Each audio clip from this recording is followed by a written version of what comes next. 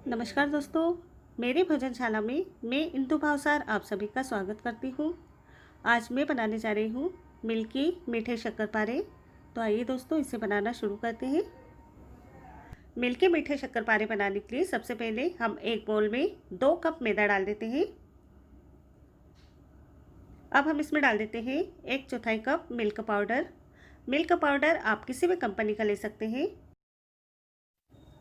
और इसी के साथ हम इसमें डाल देते हैं 1/4 चम्मच बेकिंग पाउडर।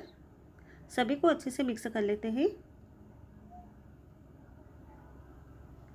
अब हम इसमें डाल देते हैं 1/4 कप देसी घी। आप चाहे तो घी की जगह तेल भी डाल सकते हैं। अब हम घी को मैदे में अच्छे से मिक्स कर देते हैं। इसे डालने से शक्करपारे हमारे काफ़ी खस्ता बनते हैं। तो मैदे में मोन हमें इतना डालना है कि जब हम इसका इस तरह से लड्डू बनाएं तो ये अच्छे से बन जाए। अब हम इसमें हल्का गर्म पानी डाल करके इसका सख्त आटा लगा करके तैयार कर लेते हैं। अगर आप इसमें मिल्क पाउडर डालना नहीं चाहते हैं तो आप पानी की जगह दूध का इस्तेमाल करके इसका डो लगा सकते हैं। लेकिन अगर आप इसमें मिल्क पाउडर डालते हैं तो शक्करपारे का टेस्ट बिल्कुल मक्खन बड़े की तरह आता है। तो यहाँ मैंने इसका सख्त आटा लगा लिया है। अब हम इसके ऊपर हल्का गीला कपड़ा ढक करके इसको 10 मिनट के लिए रेस्ट पर रख देते हैं। तो आटे को ढके हुए 10 मिनट हो चुके हैं। अब हम आटे को एक बार फिर से सेट कर लेते हैं।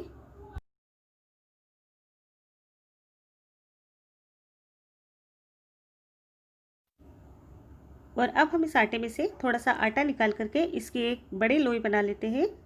इस लोई को हम चकले पे रख करके इसकी एक मोटी रोटी बना लेते हैं। इसकी रोटी हमें मोटी ही रखनी है।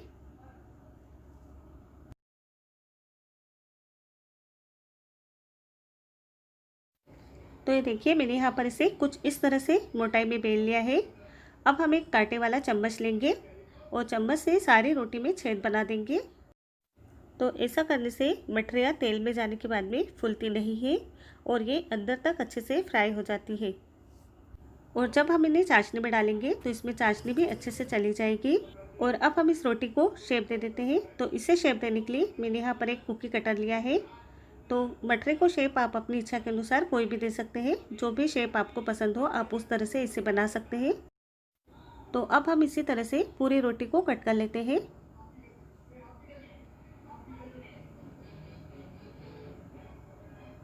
और इस रोटी का जो एक्स्ट्रा हिस्सा निकला है उसे वापस से निकाल करके आटे में मिक्स कर लेते हैं।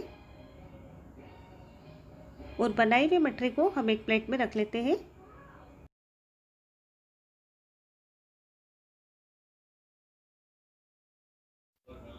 और इसी तरह से बाकी बचे आटे की भी मठरियाँ बना करके तैयार कर लेते हैं।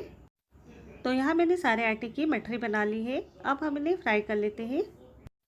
मठरियों को फ्राई करने के लिए 5 मिनट पहले मैंने घी को गर्म रख दिया था। घी हमारा मीडियम गर्म है। गैस की आंच को अब हम लो कर देते हैं। और इसमें एक बार में जितनी मठरियाँ आती हैं उतनी मठरी हम एक एक करके इसमें डाल देते हैं। मैं इन मठरियों को घी में फ्राई कर रही हूँ। आप चाहे तो इसे तेल में फ्राई कर सकते हैं। मटरी को डालने के बाद में कुछ देर हम इसे पकने देंगे और इसके बाद हम इनका साइड बदल देंगे। मटरियों को कुछ देर धीमी आंच पर पकाने के बाद में अब मटरियाँ तेल से ऊपर आ चुकी है। तो इन्हें हम पलट देते हैं। और इसे हम थोड़ी थोड़ी सी देर में अलट पलट करते हुए इसका कलर लाइट गोल्डन कलर आने तक फ्राई कर लेते हैं। तो कुछ ही देर में हमारी मटरियाँ फ्राई हो गई है। इनका बहुत ही प्यारा सा कलर आ चुका है। तो इसे हम निकाल लेते हैं। एक बार की मटरियों को फ्राई करने में हमें 5 से 6 मिनट का समय लगता है। तो मटरियों को हमें लो फ्लेम पर ही फ्राई करना है। अगर हम इसे हाई फ्लेम पर फ्राई कर लेते हैं तो ये ऊपर से तो सिक जाएगी लेकिन ये अंदर से कच्ची रह जाएगी। तो बस इसी तरह से मैंने सारी मटरियों को फ्राई कर लिया है। तो इसे भी हम कढ़ाई में से निकाल लेते हैं। और अब हम मटरियों के लिए बनाएंगे चाशनी। चाशनी बनाने के लिए कढ़ाई में हम 1.5 कप चीनी डाल देते हैं। मैंने यहाँ पर 2 कप मैदा लिया था। 2 कप के लिए मैं यहाँ पर 1.5 कप चीनी ले रही हूँ।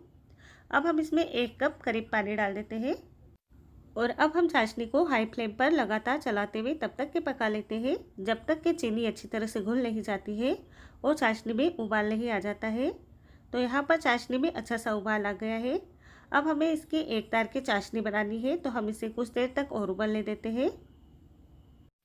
तो कुछ देर उबालने के बाद में अब हमारी चाशनी गाढ़ी होती नज़र आ रही है, तो हम इस चाशनी को चेक कर लेते हैं। एक प्लेट में हम थोड़ी सी चाशनी डाल करके ठंडा कर लेते हैं और उंगली और अंगूठे के बीच में हम इस चाशनी को इस तरह से चेक कर रहे हैं, तो इसमें एक तार बन रहा है। तो हमारी चाशनी बिल्कुल तैयार है। हम गैस को बंद कर देते हैं और इसमें हम बनाई हुई मटरी को डाल देते हैं। और अगर आप शक्करपारे में इलायची का टेस्ट पसंद करते हैं तो आप चाशनी में थोड़ा सा इलायची पाउडर डाल सकते हैं। और अब हम इन मटरियों को चाशनी में 1 से 2 मिनट तक इसी तरह से अलट पलट करते रहेंगे ताकि सारे शक्करपारे में चाशनी अच्छे से चली जाए। जैसे जैसे ये चाशनी ठंडी होगी वैसे वैसे ये गाढ़ी होती जाएगी। तो हमें बीच बीच में शक्करपारे को इसी तरह से चलाना है।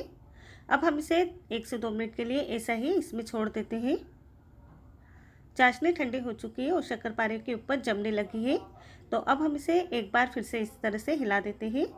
इस तरह से हमें 2 से 3 बार इसे हिलाना होता है, तभी जाके शक्करपारे पर अच्छी तरह से चाशनी चढ़ पाती है। और ये देखिए शक्करपारे पे पूरी तरह से चाशनी चढ़ चुकी है। मैंने इसे 3 से 4 बार अलट पलट कर दिया था, जिससे कि सारे शक्करपारे पर चाशनी अच्छी तरह से चढ़ गई है। तो अब हम इसे एक प्लेट में निकाल लेते हैं।